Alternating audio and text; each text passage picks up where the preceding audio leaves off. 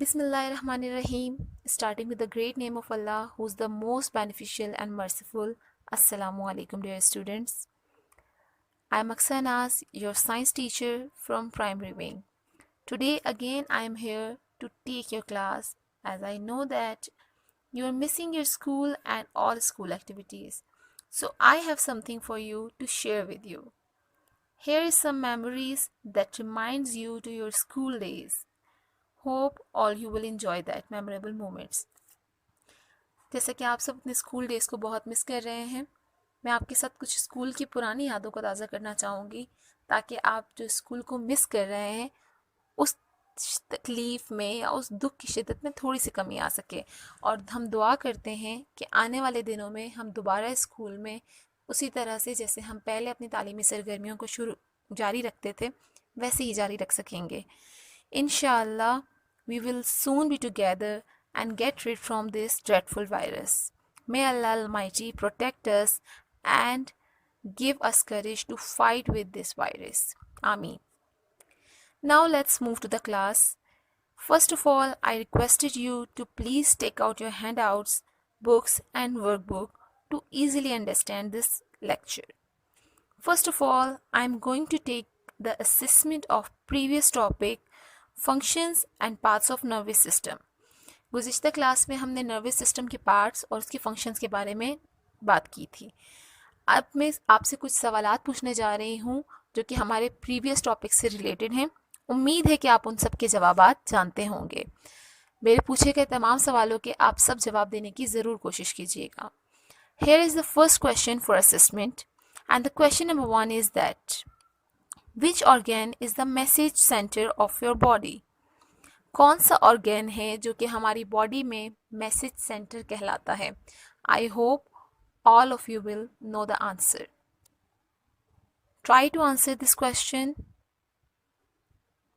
And the correct answer is brain. उम्मीद है कि आप सबने सही जवाब दिया होगा. Now, here is the question number 2 for assessment. Question number 2 is Tell the one function of nervous system. Nervous system का कोई एक फंक्शन बताइए। जैसे कि प्रीवियस क्लास में हमने नर्वस सिस्टम के फंक्शंस पर बात की थी। उम्मीद है कि आप इसका जवाब भी ज़रूर जानते होंगे। आप तमाम स्टूडेंट्स इस सवाल का जवाब देने की कोशिश करें। And the correct answer is it receives information from outside the world and provide information to the other organs of body.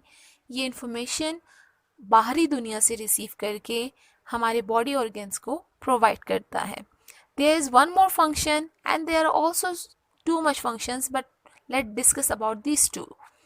There is one more function that it gives direction to our body and the body organs. ये हमारी body और हमारे body organs को direction provide करता है। Now let's move to the question number 3. Tell the two main parts of nervous system. Nervous system को दो हिस्सों में कैटेगराइज किया गया था और उसको मज़ीद फर्दर आगे 3 पार्ट्स में डिवाइड किया गया था। वो दो कौन सी कैटेगरीज थी जिनमें नर्वस सिस्टम को कैटेगराइज किया गया था? उनकी आपको शॉर्ट फॉर्म्स भी बताई गई थी। उम्मीद है कि आप सब सही जवाब देंगे। The right answer is central nervous system CNS and the peripheral nervous system PNS. आप सबने सही जवाब दिया होगा, उम्मीद करती हूँ। Now the question number 4 and the last question of assessment is What does central nervous system consist of? हमारा central nervous system किन parts पर मुश्तमिल है? हमारे central nervous system में कौन कौन से parts शामिल होते हैं? ये हम previous class में already discuss कर चुके हैं। उम्मीद है कि आप सबने सही जवाब दिया होगा। And the right answer is brain and spinal cord. और सही जवाब है ब्रेन और स्पाइनल कोड। ये था हमारी प्रीवियस क्लास का रिव्यू और assessment. Now let's start today's class. Topic for today's class is the parts of brain and their functions. जैसा कि आपकी स्क्रीन के ऊपर एक पिक्चर नज़र आ रही है, एक डायग्राम है ब्रेन की जिसमें ब्रेन के डिफरेंट पार्ट्स नज़र आ रहे होंगे आपको। और एक ग्राफिक ऑर्गेनाइजर जिसमें ब्रेन के डिफरेंट पार्ट्स को अलग अलग कैटेगरीज में डिवाइड किया गया है। According to this graphic organiser हमारे ब्रेन के 3 मेन पार्ट्स हैं। उनके नाम कुछ इस तरह से हैं: सेरेब्रम, सेरेबेलम एंड मेड्यूला और ब्रेन स्टेम। ये 3 मेन पार्ट्स हैं जिनमें से सेरेब्रम हमारी ब्रेन का सबसे बड़ा हिस्सा यानी कि लार्जेस्ट पार्ट है, जिसको फर्दर 4 पार्ट्स में डिवाइड किया गया है, जैसा आपकी स्क्रीन पर दिखाई दे रहा होगा। And the name of these 4 parts are frontal lobe, parietal lobe, temporal lobe and occipital lobe. Now, first of all, we will explain the cerebrum. It is the largest part of the brain. ये brain का सबसे बड़ा हिस्सा है, largest part, जो brain के upper area में यानी कि ऊपर वाले हिस्से में मौजूद होता है। It has 4 main parts. इसके 4 मेन पार्ट्स हैं जिनके नाम हैं frontal lobe, parietal lobe, occipital lobe and temporal lobe। जैसा कि यहाँ बताया गया है कि सेरिब्रम हमारे ब्रेन का लार्जेस्ट पार्ट है। इसको 4 पार्ट्स में डिवाइड किया गया है। अब हम इन 4 पार्ट्स के फंक्शंस को आगे डिस्क्राइब करते हैं। The first part is occipital lobe. It processes what you see. हमारे सेरिब्रम का ये हिस्सा जो हमारे विजन यानी कि हमारी देखने की सलाहियत को फराहम करता है और कंट्रोल करता है। इसी तरह अगर हादसाती तौर पर हमारे ब्रेन के इस पार्ट में यानी कि ऑक्सीपिटल लूब में चोट लग जाए तो हमारी देखने की सलाहियत मुतासिर हो सकती है। बाज़ औक़ात आपने सुना होगा कि सर पर चोट लगने से उस शख्स की देखने की सलाहियत या फिर उसकी नज़र बेनाई चली गई या कम्प्लीटली ब्लाइंडनेस की तरफ वो शख्स चला गया। तो ये उस सूरत में होता है जब किसी शख्स के ब्रेन के इस पार्ट पर यानी कि ऑक्सीपिटल लूब पर चोट लगे। लिहाजा ये पार्ट हमें हमारे देखने की सलाहियत फराहम करता है। Frontal lube, the second part of cerebrum. It control reasoning, planning, emotions and problem solving. Cerebrum का ये हिस्सा हमें प्लानिंग करने में, सोचने समझने की सलाहियत फराहम करने में मदद करता है। इस हिस्से में मौजूद तमाम फंक्शंस कुछ इस तरह से हैं। किसी भी चीज़ की जब आप वजह तलाश करना चाहते हैं, रीजंस, जब आप क्यूरियस होते हैं कि ऐसा क्यों हो रहा है, ये सेब दरख्त से नीचे क्यों गिर रहा है, जैसा कि ये तमाम एक्टिविटी जब आप किसी चीज़ के बारे में सोचते हैं, ये तमाम चीज़ें आपकी फ्रंटल लूब के तहत हो रही होती हैं। प्लानिंग, जब आप प्लानिंग करते हो कि आपने अपना असाइनमेंट इस तरह से कंप्लीट करना है, आप अपनी एक्टिविटीज़ को अच्छा करोगे, आप मॉर्निंग में ये काम पर एक्सरसाइज करेंगे तो इवनिंग में आप अपनी हेल्दी एक्टिविटीज़ की तरफ जाएंगे। ये तमाम प्लानिंग जो आप कर रहे होते हैं ये सब फ्रंटल लूब के तहत होती हैं। Emotions, sometime you got angry, sometime you feel happy.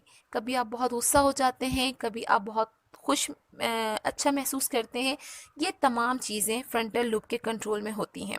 Problem solving, आप जब किसी मुसीबत में फंस जाते हैं, अपनी किसी भी प्रॉब्लम का आपको हल तलाश करना होता है तो आप सोचते हैं और आप हमेशा कहते हैं मैं दिमाग लगाकर सोचूंगा, मैं सोच रहा हूँ।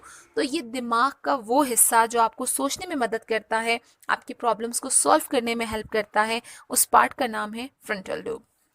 Now let's move to the next part, temporal lobe. It controls memory, speech and processes what you hear. Cerebrum का ये हिस्सा मेमोरी को सेफ रखने में हेल्प करता है। जैसे हमारे मोबाइल में एक चिप और मेमोरी कार्ड मौजूद होता है जो मोबाइल का सारा डेटा सेव रखता है, इसी तरह ह्यूमन बॉडी में ब्रेन का ये पार्ट मेमोरी कार्ड की तरह काम करता है और इसी वजह से इसको memory card of the brain और ह्यूमन बॉडी भी कहा जा सकता है।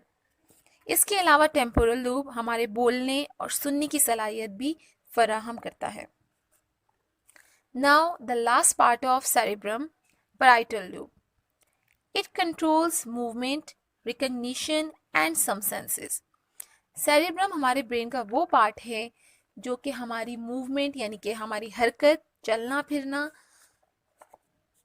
हमारी चीज़ों को पहचानने की सलाहियत कि हम किसी चीज़ को किस तरह से पहचान सकते हैं। आप जब किसी चीज़ को रिकग्नाइज करना चाहते हैं तो ये चीज़ आपकी, यानी कि आप ये जो टास्क परफॉर्म कर रहे हैं, आप ये जो फंक्शन परफॉर्म कर रहे हैं, ये पैराइटल लूप के तहत होता है। And the some senses are taste, touch and smell. These senses also work through this part of cerebrum. ये सेंसेस जो इनके नाम लिए गए हैं, टेस्ट, टच, स्मेल, समटाइम ये सेंसेस भी आपके इसी पार्ट के तहत काम करते हैं। These are the 4 parts of cerebrum.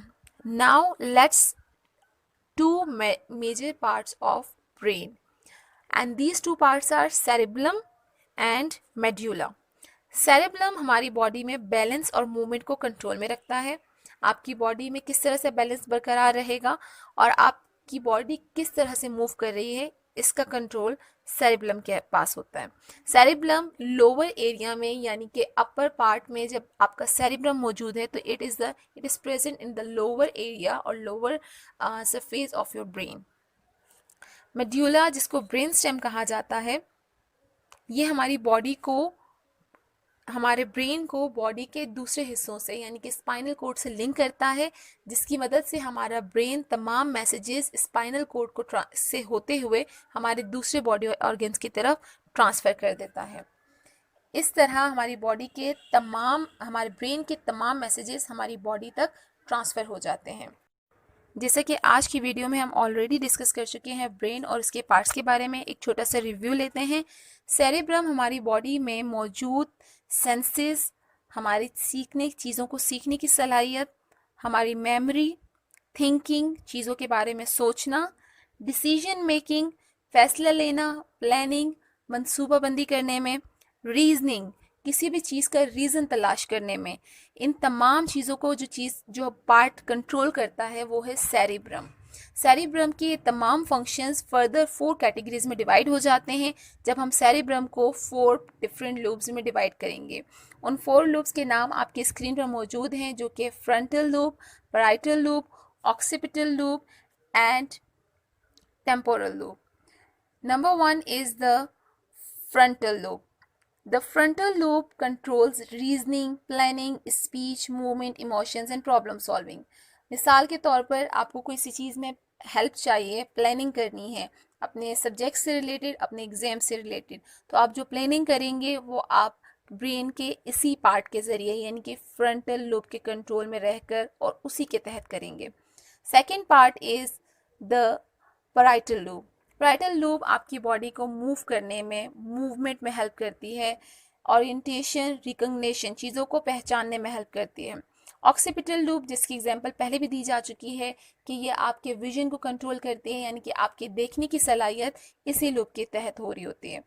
And the last one is temporal lube. Temporal lube को आसान अल्फाज में memory chip off human body कहा जाता है, क्योंकि ये आपकी बॉडी में मौजूद, क्योंकि ये आपके ब्रेन में मौजूद तमाम मेमोरी को सेव रखती है, यानी कि ये एक मेमोरी चिप की तरह काम करती है। जैसे आपके मोबाइल में एक मेमोरी कार्ड है, वैसे ये सेम आपकी बॉडी में, आपकी ब्रेन में मौजूद तमाम इन्फॉर्मेशन को सेव रखती है।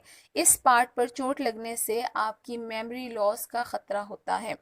जैसे कि हम पैराइटल लूब के बारे में पढ़ा था, मूवमेंट, सम टाइम आपने सुना होगा कि that person goes into coma, कि वो कोमा में चला गया है। कोमा में क्यों चला गया है? क्योंकि जब सम टाइम आपके पैराइटल लूब पर अगर चोट लग जाए, एक्सीडेंटली वहाँ पर अगर डैमेज हो जाए, तो आपकी बॉडी मूवमेंट के काबिल नहीं रहती, रिकग्निशन, आप चीज़ों को नहीं पहचान सकते, कि वो स्टेज होती है जिसे कोमा कहा जाता है। इसी तरह आपके ब्रेन के डिफरेंट पार्ट्स हैं जिनके डिफरेंट फंक्शंस हैं। अगर इनमें से कोई एक पार्ट डैमेज होता है तो अलग अलग तरह के नुकसानात का सामना करना पड़ता है। ऑक्सीपिटल लूब पर किसी किस्म का डैमेज होने की सूरत में आप अपने विजन खो देते हैं, यानी कि आप ब्लाइंडनेस की तरफ चले जाते हैं। अगर टेम्पोरल लूब पे चोट लगती है तो आप अपनी मेमोरी लॉस की तरफ चले जाते हैं। वो मेमोरी लॉस टेम्परेरी भी हो सकता है और परमानेंट भी हो सकता है। इसी तरह अगर पैराइटल लूब पे चोट लगती है तो आप मूवमेंट के काबिल नहीं रहते, आप हरकत नहीं कर सकते, आप बेड पर आ जाते हैं। प्लस रिकग्निशन, आप चीज़ों को नहीं पहचान सकते, आप पहचानने की सलाहियत से आरी हो जाते हैं, मतलब इस तरह से आप कोमा की सिचुएशन में चले जाते हैं। और द फर्स्ट वन जो हमने पढ़ा फ्रंटल लोब, अगर आप के फ्रंटल लोब पर चोट लगती है तो सम टाइम यू गॉट कि आपकी सोचने समझने की सलाहियत मुकम्मल तौर पे ख़त्म हो जाती है। आप एक आम इंसान की तरह चीज़ों के बारे में ना डिसीजन ले सकते हैं, ना प्लानिंग कर सकते हैं, यानी कि आपके सेंसेस काम करना छोड़ देते हैं। ये थे 4 लूप्स और उनके अलग अलग फंक्शंस, प्लस ये भी बताया गया कि किस तरह से किस फंक्शन के किस पार्ट के डैमेज होने पर क्या नुकसान का सामना करना पड़ सकता है। ये हमारा रिव्यू था 4 लूप्स के बारे में सेरिब्रम की। अब हम अपनी क्लास को वाइंड अप करते हैं, but before going to end the class, it's a time for homework assignment. The homework assignment is read and learn the question answers given in your handouts. Handouts में दिए गए तमाम question answers को पढ़ना भी है और याद भी करना है। Do workbook page number 2, workbook का पेज नंबर 2 आप खुद सॉल्व करने की कोशिश करेंगे, and all of you should have to complete that assignment. Now it's enough for today. It's time to leave and wind up the class. Inshallah, we will continue our lessons in next class. Till then, take care of yourselves, stay home, stay safe. Assalamu alaikum.